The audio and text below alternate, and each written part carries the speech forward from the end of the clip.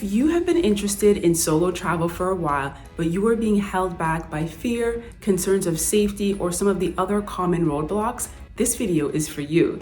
After traveling to over 30 countries on my own, I am going to answer some of the most common questions I get about what it's like to solo travel. So let's get into it.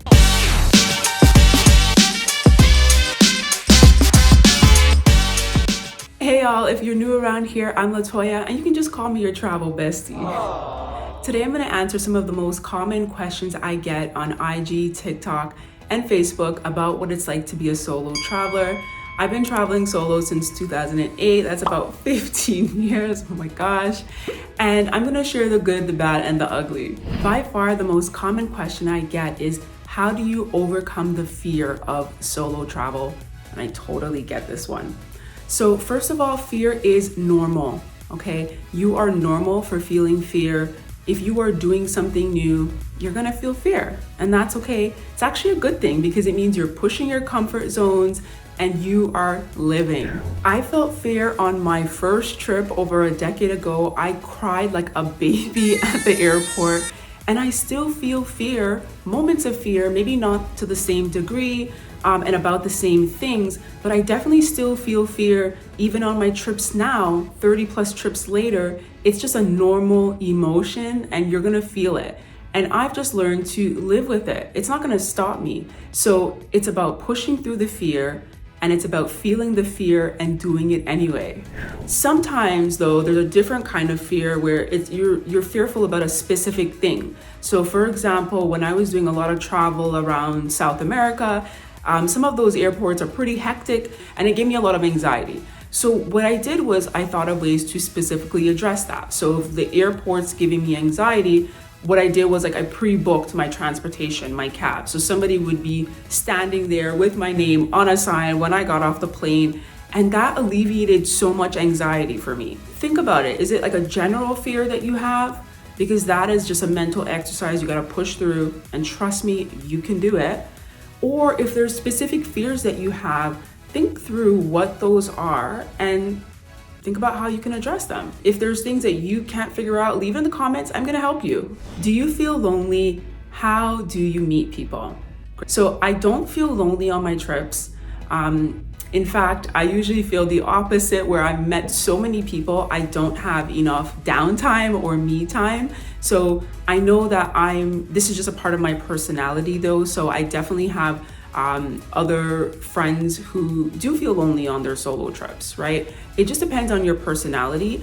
But how to meet people, I think that is actually a really interesting question. So throughout all of my years of traveling, the number one way that I have met people, 90% of the friends that I have made over these years from my travels, I've met in hostels. Boutique hostels were my jam for like 10 years, okay? They are amazing places to meet people. You can get a private room. If you don't want to share a room with someone, you can get a private room in a hostel. And when you leave your private room, you just have a community of people who want to explore the same castles as you, hike the same hills, do the same things. And so it's very easy to meet people. Plus hostels actually have all these social activities to make sure that you can very easily meet people. So if you are in your 20s, even in your 30s, stay at a hostel, you will very easily meet people. If you've outgrown hostels, kind of like I have, another way that I meet people is through walking tours. Walking tours are great ways to get an orientation to a new place. And the tour guide usually gives you tips on where to eat, where to drink, the best things to see. So it's just a great way to sort of get started in a new place. Plus, you get to meet other travelers. There's usually other solo travelers there, family travelers. And after walking around for 2 to 4 hours, the question typically is, okay, so where are we gonna go eat? Yeah. And so I have met so many people in that way. After the tour, we go have dinner, we have a drink. I will leave some of the popular companies offering walking tours in the description. Similar to that is organized activities. So think about Airbnb experiences, and now there are so many companies offering similar services. But whatever you are interested in, if it's cooking, if it's making specialty drinks, hiking, waterfalls, whatever your interests are. People in your new destination are doing that thing, and you can like sign up for one of these Airbnb experiences and learn how to do it yourself. Another way to meet people when you're traveling is by joining Facebook groups related to that destination. You can usually make connections with people and then set up a time to sort of meet them once you arrive. I haven't done this in a few years, but I know a lot of women are still using this method, and there's so many Facebook groups now that you can join, so consider doing something like that. My last tip for meeting people while traveling solo is be approachable and approach people. So when I say be approachable, it means smile, make eye contact with people, maybe things that you don't usually do at home, but these become more important when you're on the road alone, because someone may want to come and start a conversation with you, but if you look like you're going to bite their head off, they probably won't. And also, don't be afraid to approach people. I am probably the queen of this. I love talking to strangers. From the moment I get to the airport, I will talk to anybody that seems interesting. So take that approach as well. Even if you are not by nature an extrovert, you're traveling solo. You can be whoever you want to be. And remember, you will never see these people again. So if things don't go as you planned, so what? Only you know. What are the best countries to travel to as a solo traveler? For a while, I didn't like answering this question because I think that we can travel anywhere, but I know in the beginning there are special considerations to keep in mind, so I will recommend a few places. So first of all, criteria. When I'm thinking of the best place for you to go as a brand new traveler, you want to think about two things, in my opinion. You want to go to a place that has good infrastructure. So there's going to be organized transportation, like public transportation or even Uber to get you around.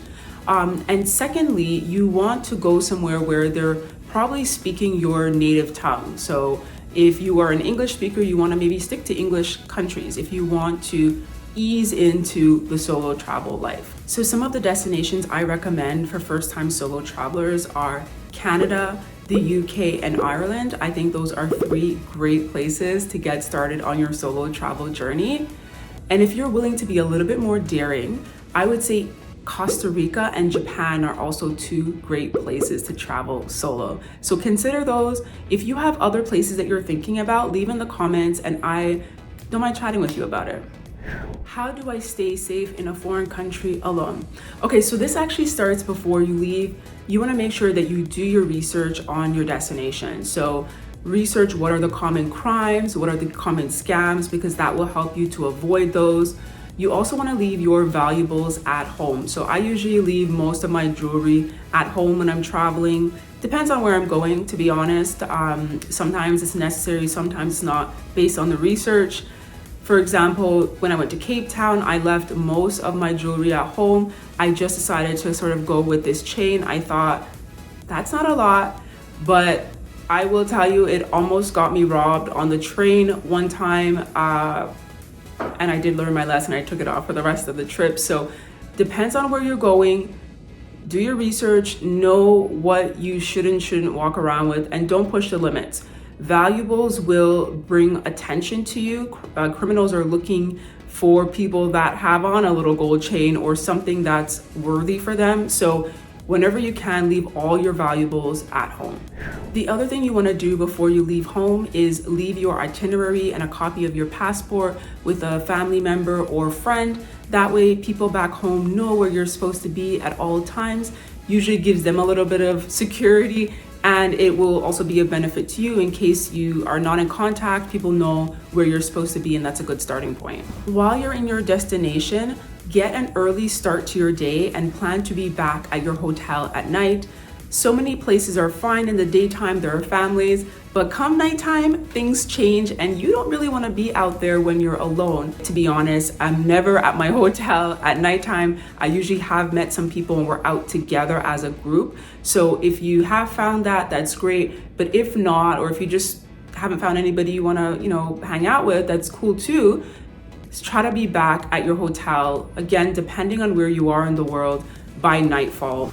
Don't walk around distracted or in awe. Criminals are looking for people that are not paying attention so they can come and snatch your bag or rip your jewelry off of you. So enjoy the beautiful place where you are, but also keep an eye on your surroundings. That's important.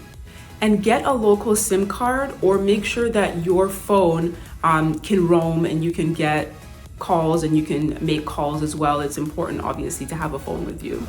What is the best bag to use?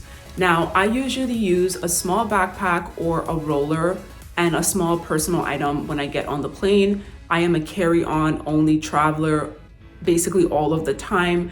I like being light and nimble, and I think that's especially important when you are a solo female traveler. There may be situations where you need to move quickly, and being nimble with something light helps you to do that. So I know not everyone is a carry-on traveler. Totally respect that. Although I have a bunch of videos that I think could maybe help you. So check those out. I'm gonna definitely leave a link here so you can see those. But overall, light packing I think is the best way to go if you're traveling alone. And it's also freedom. You don't want to be weighed down by your personal possessions while you're out being free in the world. Okay, we'll stop here for now because I don't want this video to get too long, but I do have a bunch more questions that you guys have asked me, so I can make a part 2 if you want me to. Just let me know in the comments and I will do that next week. If you have any questions or comments about anything I talked about today, you know what to do. I got you. Thank you so much for watching this video. Give me a thumbs up if you found value in it, and don't forget to subscribe if you haven't already done so. Thanks again, and see you in the next video.